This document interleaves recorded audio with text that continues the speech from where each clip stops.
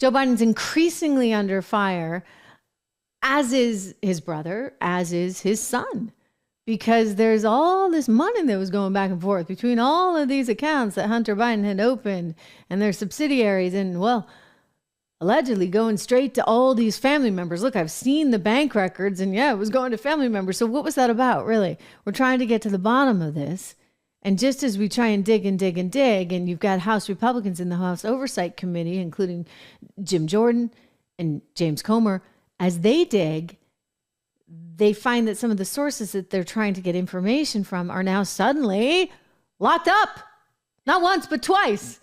That would be, there's this one guy who was like sort of the big spy that was coming forth with information about Joe Biden allegedly having been on tape talking about certain kickbacks that he might get with Barisma. Barisma, just to jog your memory, that was that natural gas company, really corrupt, now defunct natural gas company that did a deal with Hunter Biden to the tune of some $83,000 a month times two, because Hunter had a partner too, and the partner, it was getting his $83,000 a month. I mean, these are unheard of numbers. Just to give you some perspective, nobody in America gets $83,000 a month for a board job. So this is kind of what, protection money?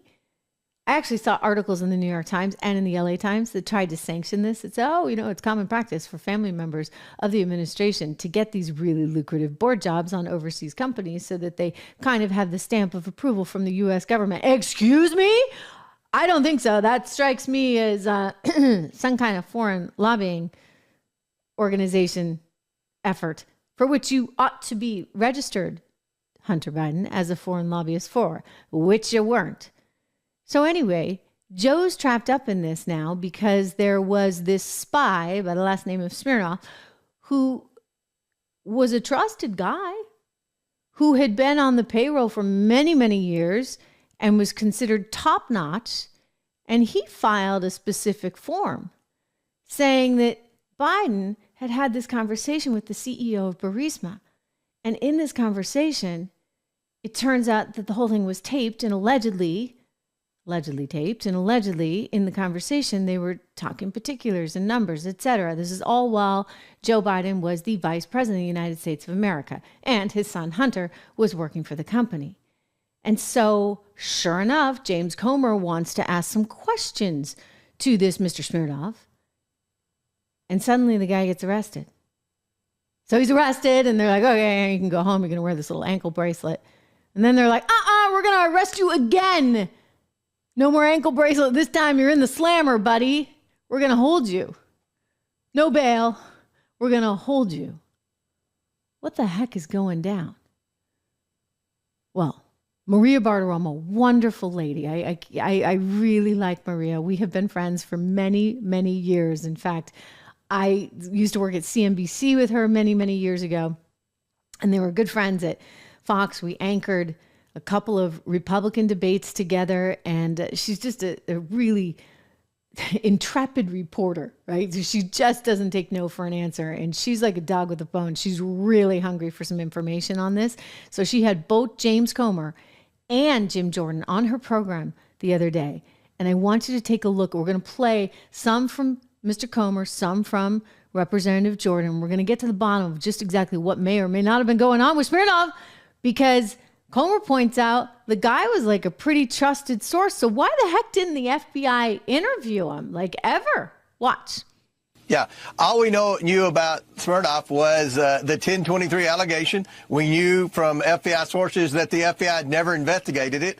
And all we knew was what Christopher Wray told us, that this informant was one of their most trusted and highest paid in the Bureau, and he had been in that position for over 10 years. So that's all we knew about him. He wasn't an important part of the case, but it was a tip that we should investigate. We are not going to leave any stone unturned. We're going to investigate every allegation of Biden influence peddling. With respect to Galanis, the individual we interviewed this past Friday, what we learned was very similar to what Tony Bobulinski said, that he was familiar with the CEFC deal. He knew that Joe Biden played an integral role in helping set this up, that this deal was set up when Joe Biden was vice president, and that the Chinese believed that Joe Biden was going to be an equity owner in this, just like what we saw with AmeriCorps Health. This is how the Bidens sold the brand. They didn't just use Joe Biden as a crutch. They used Joe Biden as a potential board member, as a potential equity owner,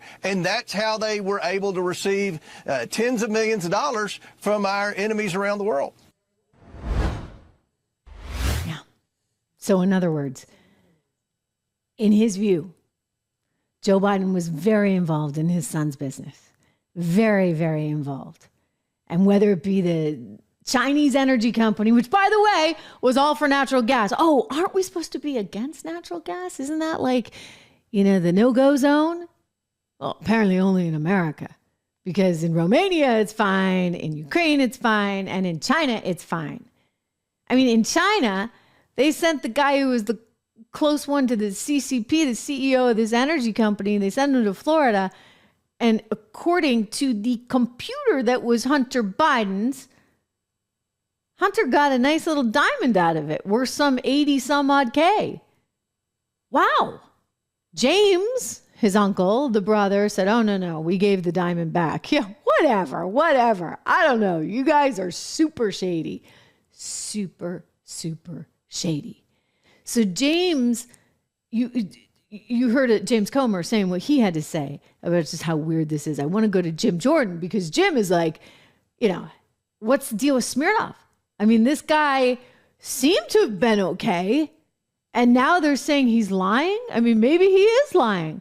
But the question is, why didn't they ever go to him and ask questions to begin with, right? And then what about Christopher Steele? Remember the ex-British spy who came up with the dirty dossier on Donald Trump? He was lying, totally lying, and yet they never pursued that with him. This guy, they're locking him up. Watch.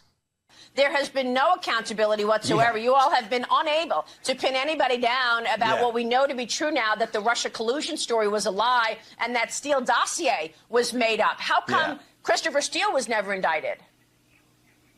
Yeah, no kidding. He continued to get paid after they found out what he told the FBI wasn't true. And, of course, now we have this Smirnoff guy, and he gets indicted and arrested not once but twice. Here's the interesting thing about Smirnoff. David Weiss, the guy who's been investigating Hunter Biden for now almost 5 years, David Weiss had this information, the 1023, back in 2020. What did he do for the last 3 years? What did he do for the last 3.5 years? Why didn't he look into it before? Because all we knew is what Chairman Comer just said. Christopher Wray said this was a great source, confidential human source that we've been paying for 14 years. He's helped put away bad guys. The safety of him is jeopardized if we give you access to this 1023. And now they're maybe the guy did lie. I don't know. But it seems strange to me because it looks like David Weiss didn't do a darn thing with this until after the plea deal falls apart last July.